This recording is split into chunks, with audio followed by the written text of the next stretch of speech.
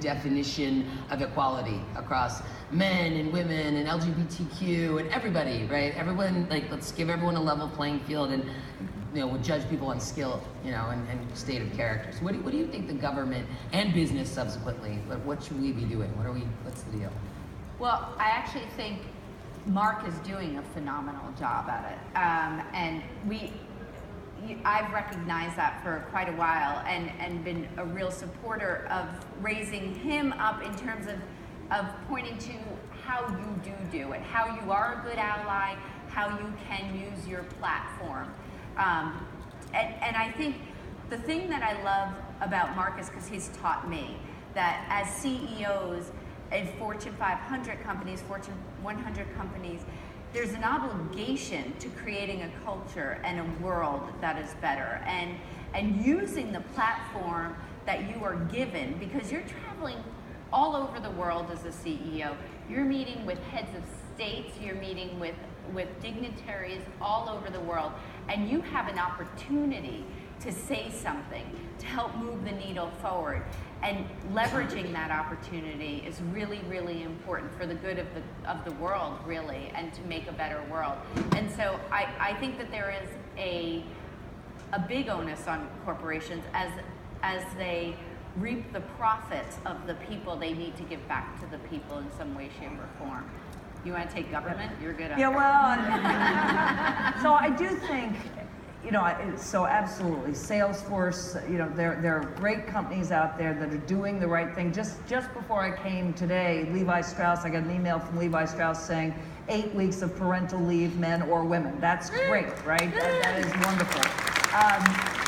But I do think this is a case where we have to make a decision as a society, the same decision that every other advanced industrial economy has made, which is we value investing in the next generation. We value caring for those who cared for us.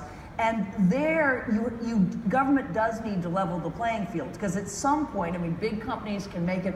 Lots of smaller companies, the good ones will get undercut, right? And New America has all the right policies. They are expensive. I think it's worth it. I think it's worth it in terms of retention and recruitment and all sorts of things. But in the end, just like, 100 years ago, we didn't have wage and hour legislation, right? It was fine. A company could ask you to work 20 hours, and government didn't say anything. And the first states that had 10-hour workdays, not 8, 10-hour workdays, those were challenged and struck down by the Supreme Court. But lo and behold, we decided, we're actually going to be a better country if we don't let employers work people to death, literally. Right. So we have now wage and hour restrictions. And similarly, I do think government has to mandate paid family leave. Both Donald Trump and Hillary Clinton have said they would have some kind of paid family leave.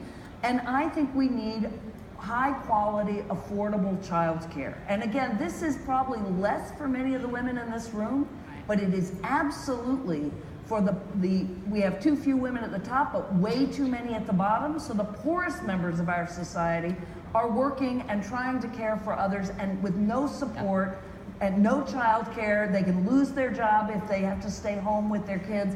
So we need to do that for what kind of society we are, but also, frankly, for our health and for our equality. I agree 100% on that.